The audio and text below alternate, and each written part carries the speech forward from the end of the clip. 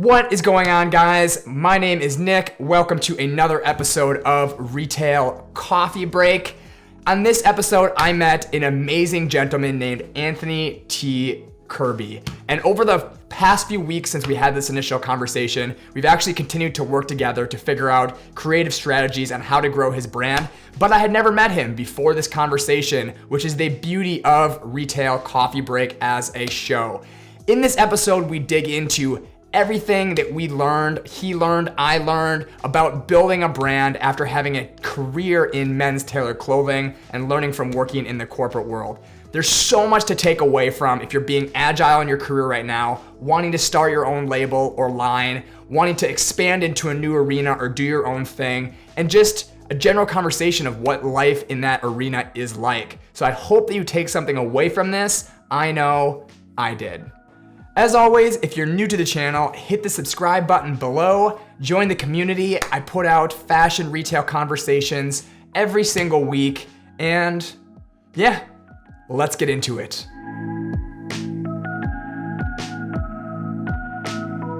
You got your coffee? Oh yeah. Always ready to go. I finished mine early. Now down here in Philadelphia, it's probably like close to 90. Dude, I'm in upstate New York right now. It's so warm today. I mean, today's the first day I will say that it's felt like summer. It's the first day where I've been like, man, it's warm outside. Yeah, we just came back in from shopping at the grocery. Okay. In Jersey, and it's like, you get a feeling what's going to be happening in the next couple of weeks, but as the weather starts to warm up. Yeah. But if we're still practicing social distancing, it's going to be interesting how you can still do that when it's really pent up demand to get outside, but it's also hot and you got people, all around. So. No, it's a good point. We've definitely seen, in New York or Jersey, I'm sure you've seen this in Philly too. The day it gets hot, it just, everyone flocks outside. You can't not go outside. No. And I can imagine what's like in New York City. Cause just give a quick background. Cause please. And it's interesting. Well, actually go back when you did the interview with Pete, the gentleman from PT Torino. Yeah. Emilio. So that company came out of, I think, Incotex. So they're a separate company from Incotex. Okay. But Emilio, because Incotex is owned by Slowwear, he ran the Incotex business for a long time. So he sort of made the jump over to PTO1, and that's where he's at now. Okay, because I used to sell Incotex. Okay. When I was in wholesale for a couple of years, I did Incotex, Lorenzini. Oh, nice. Cantarelli, Diva, Neckwear out of Italy. Yep. So I spent a couple of years when he heard about that. I know it was owned by Slowwear, and when he mentioned something about Incotex, like, oh, okay, I remember the brand.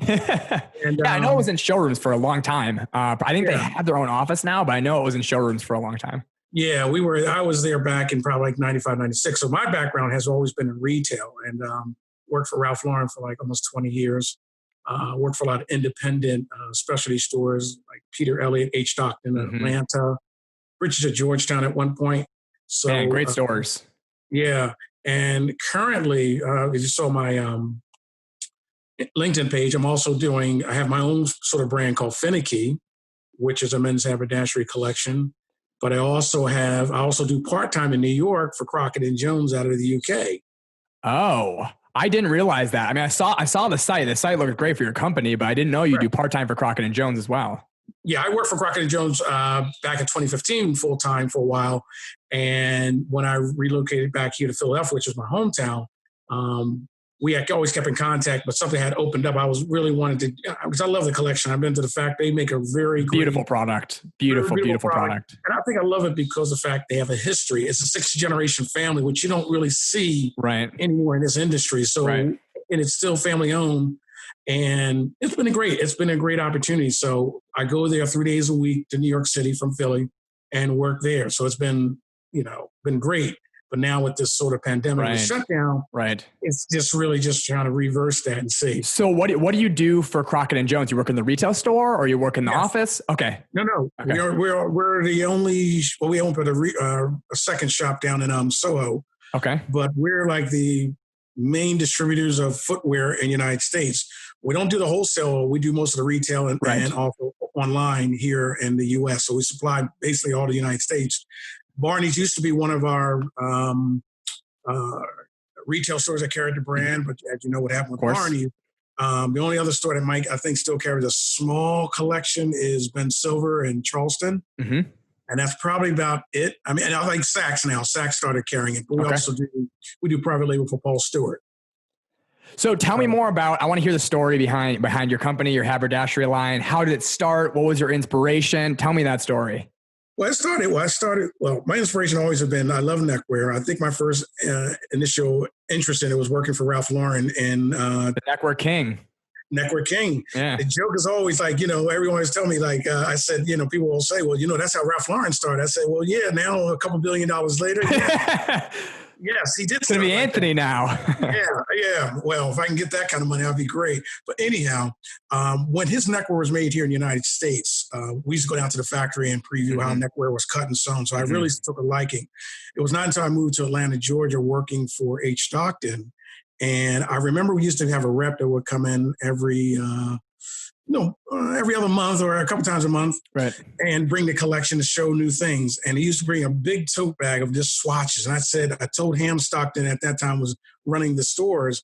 I said, Ham Stockton, that's something I want to do. I really want to learn to become a road rep for neckwear. He said, well, I'll give you $50 in a suitcase.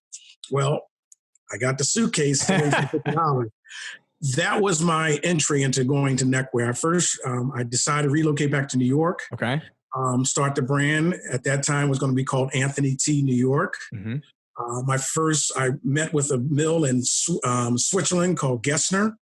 I did 12 patterns, maybe 2 to 3 colorways per pattern.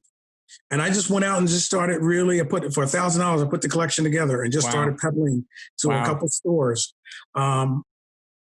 In New York, like Peter Elliott. There was a store down in DC, in Baltimore on the harbor. And it was like a little men's store there, and they bought my collection. So I had maybe like 5, maybe half a dozen stores that bought the collection. So I went back to Gessner and said, okay, I have the orders. Let's start cutting the fabric. That happened maybe like in March, that fall of September. I remember getting a phone call from a store down in Baltimore saying that we're going to be closing our doors forever. Oh, wow. And that order, I had to figure out, okay, now I'm stuck with an order. I'm going to have to figure out. So fortunately, I was able to sell some additional pieces to some of the other current retailers that took up their order, and it kind of worked out. Wow, good for you.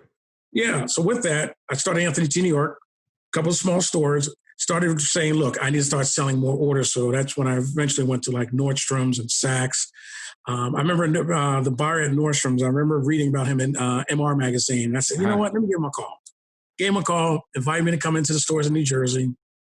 I remember I used to carry a vintage suitcase. Everybody knows me. I used to be the Tie Man Cometh. I used to have a vintage suitcase of all my neckwear. I remember going to a store, went to his office, opened a suitcase, presented a collection, loved it. But his first comment to me was, what do you expect me to do with these ties? In terms of, have you seen my cases on the floor? Being able to fill a whole case with a collection. And so you think about it, I only have maybe like 12. And so you'll maybe feel like maybe two shelves full of neckwear. So he said, what do you expect to do with the neckwear? And then, he eventually had to pass on it. So I said, you know what? I'll wait till next season. I'm going to get better and add more. So he invited me next season, launched my first collection in Nordstrom's in 3 doors. So eventually opening up to like DC.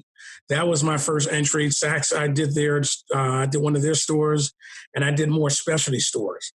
Yep. So it turned out as time goes on. And then at that time, this is way before social media and websites. Uh-huh.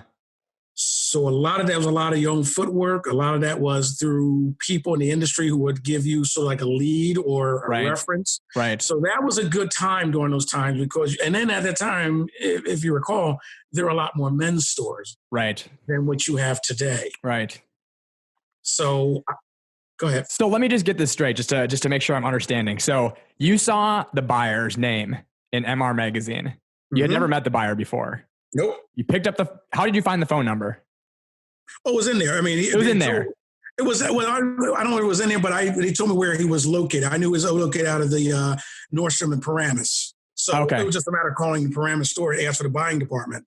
Got it. This was for Nordstrom, not Saks, for Nordstrom, no, right? It's for Nordstrom. Okay, so you found the store, you called them, Right. at Nordstrom Paramus, and you said, "Hey, I'm Anthony. I got the line of ties," and you set the appointment up, and he came. Right.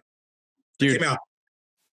But here's the thing, the good thing about it, so it's sort of like a cold call, but it's also a reference to saying, and the gentleman's name was Bruce Embry. So I don't know if he still works for the company anymore. Okay. So I remember I said, Bruce, this is Anthony Kirby of Anthony T, New York. I have a neckwear line. I read about your profile in MR magazine being a buyer. I would like to present my collection to you. So it's sort of like that sort of entry. And he kind of, and I think at that time I may have had I had something in DNR when the old DNR used to be in business. Right. They did a profile on my company. So there was some information about me, but not a lot where I was like this sort of big neckwear designer. So he invited me to come out. So just picking up the phone and introduce myself and giving some kudos to him, invited me in. Dude, I love that. I can't tell you enough. I mean, I feel like I talked to so many people, and I come from a wholesale background. So when you work on wholesale, you're used to just dialing for dollars, trying to get into stores, sending emails, et cetera, et cetera, et cetera. So maybe that trained me in a certain way, but so many people, I mean, in fashion, I'm sure you know, so many people want to start their own collection or start their own brand or get out the sales floor and and they're just like, how do I get into a store? And the answer is so simple. Just start making some calls, pick up the phone and find a meeting, find a buyer and go for it. Email is great, but just, I mean, cold calling is tricky nowadays, but still like just do it. So I love that story of just like getting out there, picking up the phone, and it worked out.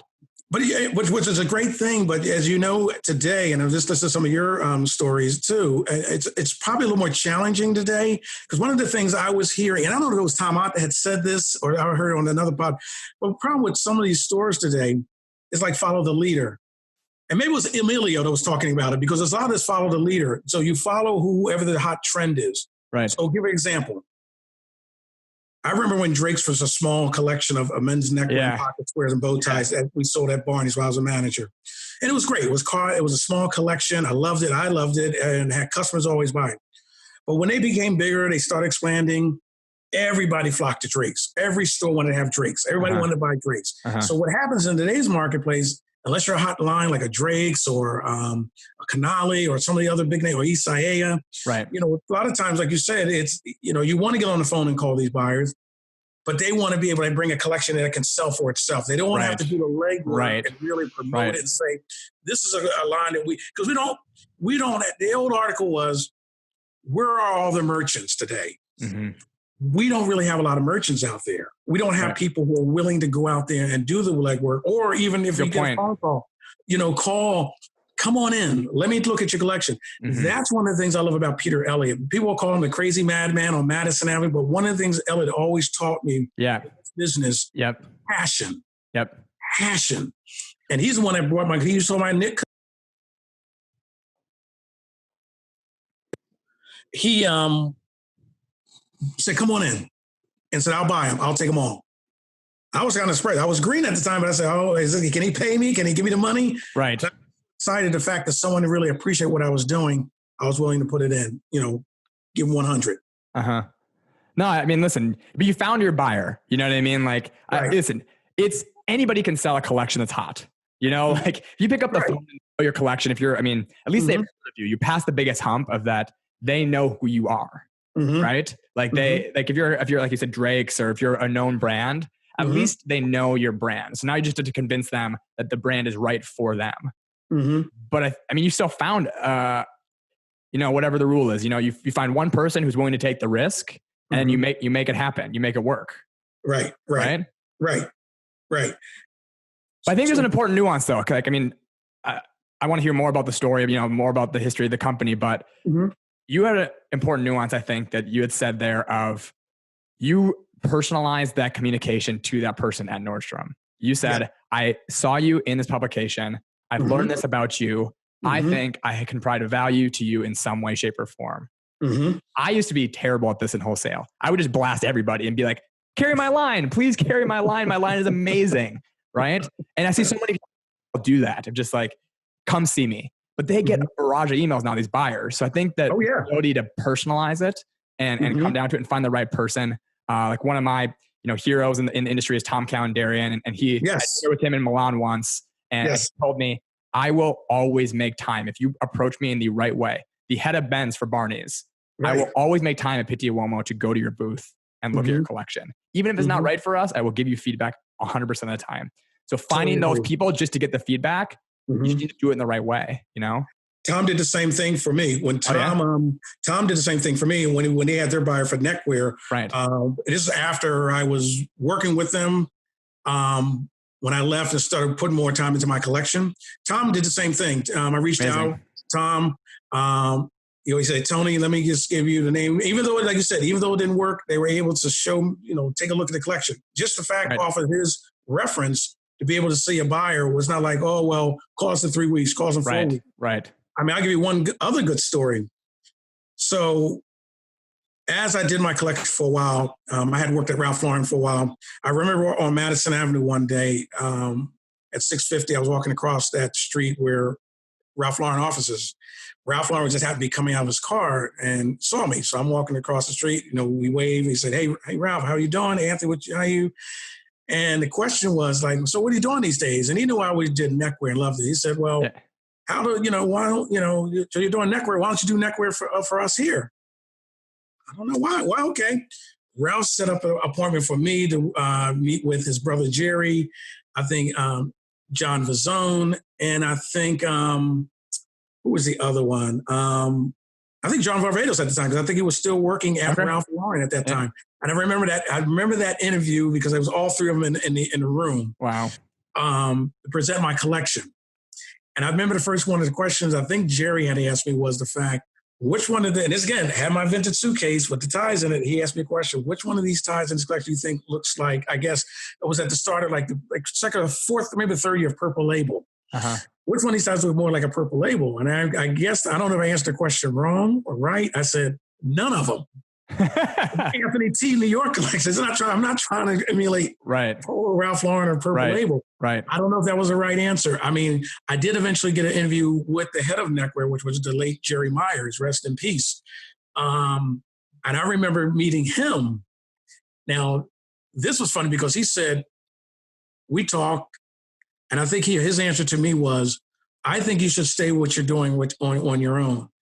And I didn't know how I took that as if he felt intimidated or he felt that I had a passion to keep doing what I'm doing. I never understood. Because I never asked him why he gave that answer. Right. So I eventually never did Ralph Lauren neckwear. And probably to this day, it's probably good because, I mean, maybe from a salary and the kudos I might got, but from a creative standpoint, I go to some of the same mills they work with and I see the same thing they pull out for neckwear for the polo line. There's no real creativity. There's nowhere you can put some of your emphasis because Ralph's still to prove and they have a look. But saying that all, I've stayed with the true to the course with Anthony T. New York. I did that all the way up until maybe 2005, 2006, when I had a premonition I wanted to change the company around. That's how I became with the company called Finickey. Because I had a good run with Anthony T. New York. I wanted to do something different without my name now. Right. So where's the company now, Anthony? So it was Anthony T, then it was Finickey. So where are we at now? Because I know you have an e-commerce site. Do you have a wholesale business still? Where are we at today? Okay, so where I'm in right now. So right now, what I'm doing with Finickey. Finickey started out as more, when it first started e-commerce, it came out in 2009. Okay. And it was more gated towards e-commerce. Okay. I did a little bit of wholesale. I did some stores that I knew I was not a whole big wholesale business. I'm still contemplating with that. So the emphasis was to be more online because I think that I saw at the time that's where the business was going. So I said, let me have a website presence. And then one point I started thinking about maybe I should do something like a small retail, or at this time, in the last couple of years, is the keyword became pop-up. So where Finickey is right now, I've done some trunk shows. I did some pop-ups. I'm still online. Now with this sort of change right now, I'm trying to figure out, do I want to do wholesale, or do I still want to do, like online and do the pop-up? Because it's going to be a challenge right now, as we're seeing coming from this. The goal was always to have, I still see myself as a retailer. I call myself a haberdasher because I still love engaging. Tom said something interesting during your interview. He said something and I had to think about it. He said, website, e-commerce don't make money. And he didn't really go in. He was just talking about the whole change of how things are going to change with small cottage stores and little independent retailers. But he said that, websites don't really make a lot of money. I mean, unless you're like an Amazon where you're doing that, but like a Finickey. Amazon doesn't make money. But like a Finickey, not saying it can't, but I think I would need that other component where I can reach out to a Nick McHenry, because the kind of collection I'm selling at the upper end is not a collection that most people would jump on a website and say, oh, I want to buy $160 tie. Right. Mine's is more, I'm still aspirational and still more of that sort of relational kind of brand where people want to have a connection, the brand, the person, opposed to just saying, here's a tie on a website, looks great. Unless you already had a relationship with me and you know me personally or saw the collection in the store, you'll be like, oh, I already know the brand Finickey. I can go online and buy it because I owned a couple of ties, or I met the owner. So this is the crossroads I'm in right now. This is the challenge right now. And I think it's a lot of, with all of us. Right. Can I give you an idea that I've been thinking about for a while? I'm listening, and I got my. All right. So I'm just take it for what it is, because I've been paying super close attention to because everyone has said, okay, you small specialty stores, you need to have e-com, and it's just like this black and white conversation, right? And like you said, Tom said it great of like, you don't make money from e-com, but it drives business to your store.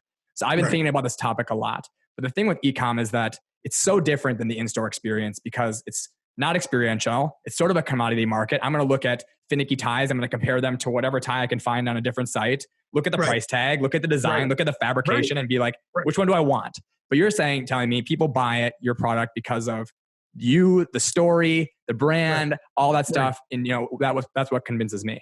I would love to see a site literally take a buy SKU and put, normally there's a video of like the model turning around, and ties is probably a little different, maybe of just like a close-up of the fabric or whatnot. I would love to see a video of you talking about why you chose each tie and the story behind it, like the content built into the page of just the price, what the tie looks like, etc. Literally of you talking about it, telling the story on a SKU level.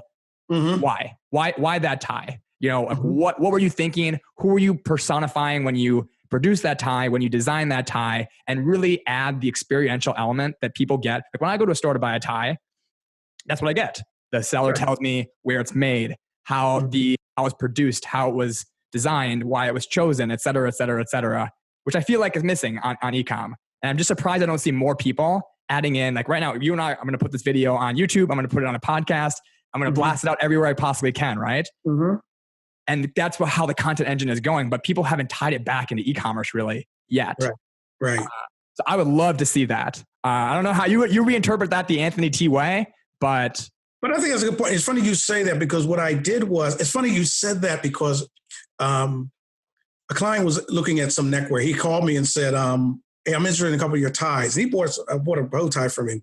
So he's down in DC. So what I did was I sent him some images, but then what I did, I took my phone and I just laid out some of the ties that he had some interest in. And I was talking through the phone saying, this is the swing tie collection. As I'm just showing him every aspect of it, just give him a little intro of each tie. And then eventually sent him the actual video so he can see the tie in its in real time. And that is a great point because when you're looking at a website today, it is kind of cool because all you're doing is you'll find the writing of what was the inspiration, but to hear it and see it and hear someone talk so different.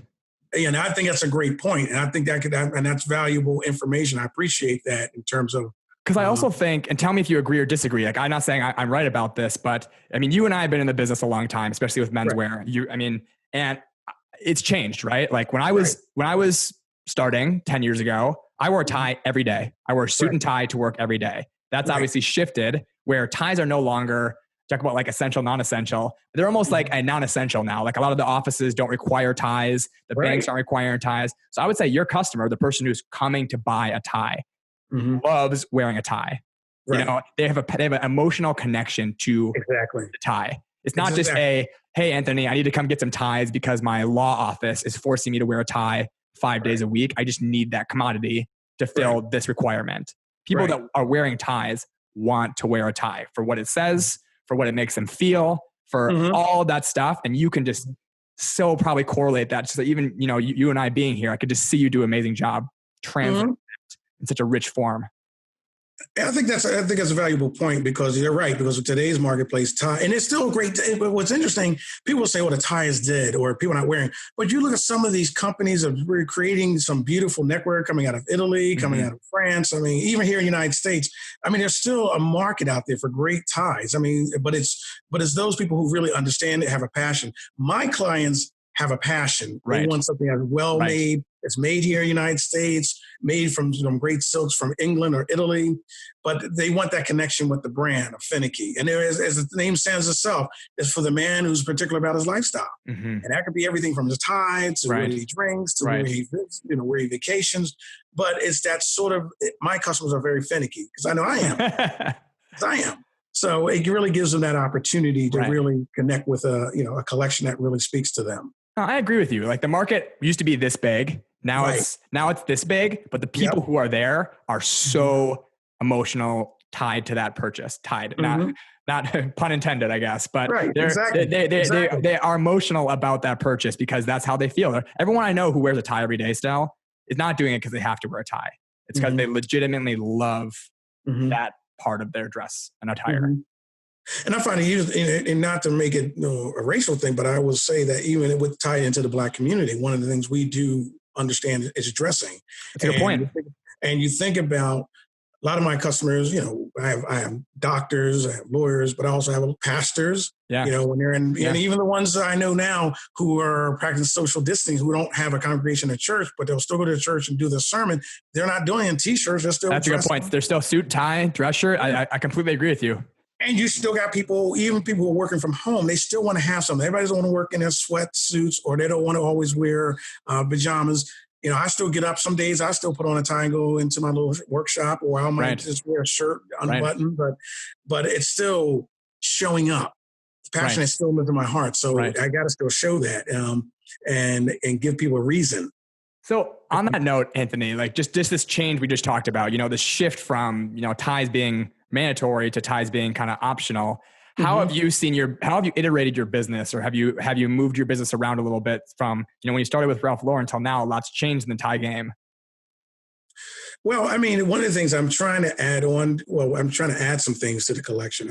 Going back, just go a little bit back before Finickey. Remember when I was at Anthony T. New York, I had to really pivot that business. Remember, there was a time when neckwear when the dress down casual hit the United States. We created that more or less. My business kind of had a sort of a nosedive because I had to pivot to what else can I do? Because the retail stores were not really buying as much neckwear. They were really trying to close that gap. They were looking more sportswear oriented. Unless you had a collection of sportswear added to the neckwear, you were not going to really get on the floor. So that's where I started doing more or less by appointment. And what drove that part of it was departures. I had a big article in Departures that said it was the story called "As the Time Men Come" back in 2004, and that really launched my brand exponentially, because people really start seeing that kind of clientele who really loves the upper echelon really move the business. And that was when I started thinking, okay, I can do this by appointment, and then that's when I decided to have like the online business. So when I transitioned into Finickey eventually became still that part of the business, the next phase. So what I wanted to do now was build on Finickey's, add on to the collection. I did a little bit of shirtings, did some trousers. Because I really, then I started thinking about, should I still stay with the neckwear now that things are starting to change? I still have that in my playbook. I'm working with a factory to do some great shirts where I don't have to hold inventory. I could do it by like a made to order, specialty shirts. So I'm thinking about adding that because I think that's a natural progression in terms of shirts. Oh, for sure. Absolutely. So I have that in part of it, and then adding maybe a trouser component. I have trousers made in Brooklyn. Oh, nice. So that helps too. So yeah, I'm trying to add some areas that will liven up the brand a little more, and I'm not trying to move it too quickly because I know right now there's still uncertainty in the marketplace. Right. But I think there's going to be a come up. I think this is where the reset button has happened, where we have to start, okay, what else I can do? Because we heard about the stories, the Brooks, the J. Crew, and all the Nordstrom and all these companies. And then with social distancing, how comfortable people are going to be running out to the stores. So some of us who have these small collections have been, will eventually be able to benefit from some of this. Right. Listen, I think it's been blatantly clear that the consumer is now embracing small retail, small brands. And I think that's like probably I'm super passionate about both those things, both emerging brands and small retail stores. They're my two favorite things on earth in the fashion industry. And I think that the consumer is going to continue to embrace this. I think it will be a change personally, that consumers are going to want that local shopping experience, that local brand, that small brand. And I think it is a huge opportunity for sure. My question to you is, do you see in terms of where do you think most of these bigger stores are going to happen? Let's talk about you and I are probably in more of the luxury end of the industry. Yep. So think about stores like a Bird of Goodman, think about Neiman's, think about some of those bigger brands. We saw what happened to Barney's right before the new year. Yep. We only have so many stores left of that caliber. Where do you see some of these kind of bigger stores happening? And if you had a glass ball and start looking into the future? That's a great question. I mean, I try not to make too many predictions into the future just because, especially with right now, I think it's more uncertain than ever. Right. That being said, I am slightly biased because I'm, a founder of a clienteling tech company. Right. So obviously I'm big on customer relationships and customer service. I personally think the biggest vulnerability of big stores is their ability, or I guess I should say, their ability to survive is contingent on their ability to make it not feel like a big store, to make it feel like a small store. Like, yes, you're a Saks Fifth Avenue or a Bergdorf Goodman or a big box retailer, and you're always going to have that. You can't change the format of your store. But to feel from the merchandising assortment as if the product was bought, personalized to you, and to feel that you have someone at the store, either one person or several people, that you can walk in and have a second or third level personal relationship with, where you walk in and they know your spouse, your kids, they know so much about you on a personal level that, you're in this big chain department store, but it feels like the personal touch of a small store. I think that's going to be the divider of which stores can stay open, which stores cannot. I think some of the stores that have closed, it's been their vulnerability. You walked into a store and you just did not feel a personal connection to anything. You felt it was just like, I don't feel a personal connection to people here. I don't feel a personal connection to the store or the brand or what have you. I agree with that. I think that's a good point, because I think one of the things I also commend you on is to understand is the biggest part of this is going to be clienteling, because we really got to become more relational after this whole pandemic. I know that's going to be the talk, the buzzword, and probably, when they do Time Magazine, I wouldn't be surprised COVID-19 be on the front cover as the thing of the year. Right. But I think as we go from this has really opened us up to become more relational. And I think part of us who are in this industry of retail, it can't be that cold, well, let me just make this big sale and get my commission. I think we got to become even more relational now. I think the thing that the news misses, and you tell me if you agree or disagree, because once again, I'm not, all knowing here, is that they talk about store closures and brands and whatnot at a store level, but they don't talk about the people ever.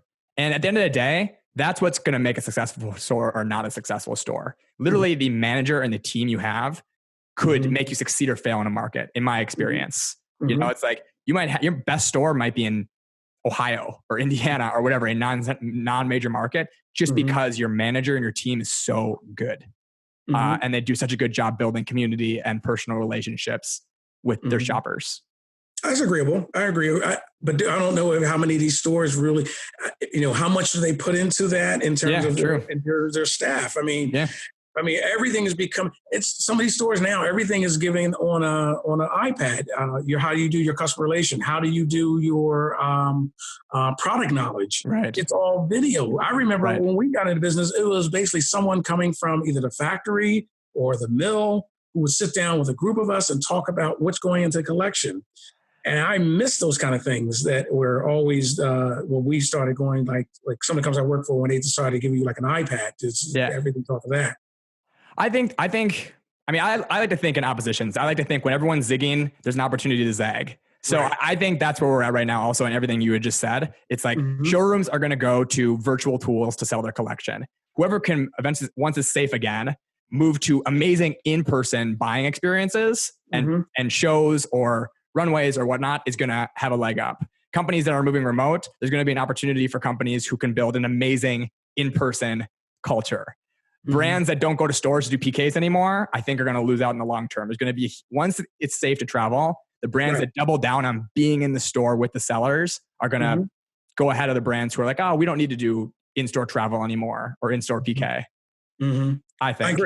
I agree. I think that's really important today. I think that relation, and I think when people on the floor have a more closer relationship with the brand. Right. When they see the person behind the brand, or somebody's coming there to ask them, how's this brand been selling? How's the product? Right. What can we improve? What kind of feedback you got from customers in terms of what is working? I think when these companies really put time into some of these stores, opposed to saying, okay, we got this new collection coming in. Well, what's it about? Or see it one time and somebody comes in and talks about it. You don't see them again. Right. I think you really got to put it. And it's not all about just giving like freebies and stuff. It's all about building, again, it's like relationship. I want to partner with you because I want you, as much as I want to be successful, I want you to be successful. Right. And I think that's where sometimes where things are lost and in the language with, trying to build with stores and collections. Right. Because I know like Pitsy right now, Pitsy is going to, they're doing like a virtual showroom because, you can't visit that. So, and that's a big show. And that's where you get to see a lot of the smaller brands. So, so I think it's really important. I think it's very important. What I would love to see, I'm just going to throw out one more idea. It's not necessarily for you. I would love to see a brand. I talk to brands all the time about moving to virtual showroom. I want to see a brand that tries to replicate their actual experience in a showroom with all the buyers being in their store. Like I'm talking legitimately send them the coffee that you make in the showroom to their store. Plus like buy them like their best Italian lunch in their town or whatnot while they do the virtual appointment. Like I want to see some creative stuff like that. I don't know if it will happen, but it could. I mean, those are great ideas. I mean, and it takes some kind of, that's a creative way of looking at a thing. Right. Put this music on while you buy our collection or something, this is our... It's like the same way. It's like if you had my dream was always having I said, I always would love to have a small shop. Yeah. Under 500 square feet. Yeah. Have a Finickey store, have all these kind of unique kind of things. And off hours, if Nick says I'm upstate New York and I can't get down, I can't drive, or I don't want to drive, we could do a Zoom. Like you said, have the music and have the camera kind of roll around the collection. Hey, Anthony, stop at those ties. What is talking? I'll take that tie. Right. Here's the shirts. Or, put them on someone, it's so that's the kind of romancing sort of uniqueness, like you're just saying, because it really gives people that sort of feeling. You may not be there, but I can get the experience of engagement. Right. It's almost like virtual. It's definitely virtual. And I think that's going to be the differentiator. People who can find that middle point and are not just like tied down to the means of virtual. Like I'm going to leave my better experience and just be virtual and call it a day, like a checklist kind of thing. Right. I still think I always said, when somebody else said, I think you will still have the opportunity of bricks and mortars. I still think as people, and I think when being isolated, I think people want to have more social engagement. I agree. I think people want to go out. I think we'll become more appreciative. I thought about this driving home. I said, I think people will become more appreciative of that local retailer or that person because we've been so isolated for the last couple of months of being isolated in our homes. I think salespeople will be a little more appreciative in terms of missing that customer who comes in every other day, don't buy anything, but just missing that sort of opportunity to engage. Right. I think we'll all hopefully come out this a little better, a little stronger in terms of what's happening in retail, because I think right now, it's always been about the money. It's always been about how big I can get. But I think now this button has been reset. I think we have a better opportunity to really focus on what's more important. And it's our people. It's our customers. It's the brands. Really, bring it all together. Man, that's a great way to end it. I mean, you just said everything that's coming through my mind. I completely agree. I think this is, if you look at the glass half full, I'm always a glass half full kind of guy. This is an opportunity to make things better for the retail community, for fashion, for so many different ways of how we've been operating. So where can people find you? Where can people shop your collection? Where can people get in touch with you? Okay, so the website is Finickey, and that's spelled FINICKEY.US. That's the website. If you want to take a look at the collection, we're also on Instagram under Finickey. We're also on Facebook at Mr. Haberdash. And on LinkedIn is under Anthony T. Kirby, or actually Finickey, or you go through Anthony T. Kirby. on LinkedIn. Awesome. So we're there. Well, listen, man, I, for one, am pumped. I'm super excited about, I think you're going to crush it in the next, coming years. Like, just having this conversation with you has got me energized for all the potential with your business and everything that can be done with it. So I'm excited. I appreciate it. So that's it for today, guys. I hope that you enjoyed this episode of Retail Coffee Break. Drop in the comments something you took away from this conversation that we can talk it out here on the channel. Otherwise, we'll catch you later.